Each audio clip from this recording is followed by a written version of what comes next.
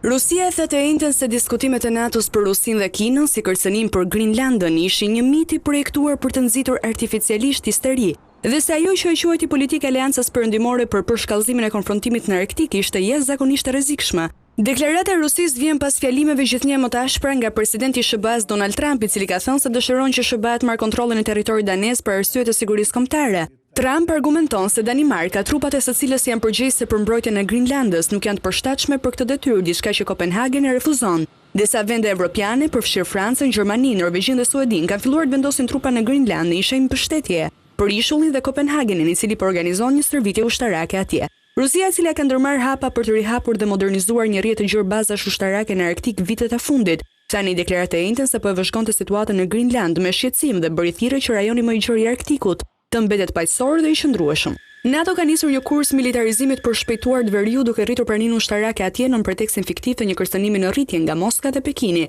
Te ambasada e Rusisë në Belgjik ku ndodhet aleanca ushtarake udhëhequr nga SBA. Ne mund të shohim se aleanca po përdor deklarata të profilit të lartë nga Washingtoni mbi çështjen e Grinlandës vetëm për të promovuar një agjendë antiruse dhe antikineze, tha ajo, duke përmendur deklaratat e fundit evropiane mbi mbrojtjen e Grinlandës. Nxitësit e këtyre planeve luftarake i drejtojnë sfidave mitike që beti gjenerojnë, tha ambasada, duke vënë duke se dhe diplomatët perëndimor me akses në informacionet e inteligjencës së NATO-s kishin pranuar se asnjëra ndesë ruse ose kineze nuk ishte parë rreth Grinlandës vitet e fundit. Megjithatë, Moska nuk e kritikon drejt për drejt Trumpin, pavarësisht se shqetësimet për ndikimin rus dhe kinez i ka përdorur si pretekst për të justifikuar marrjen në kontroll amerikan të Grinlandës.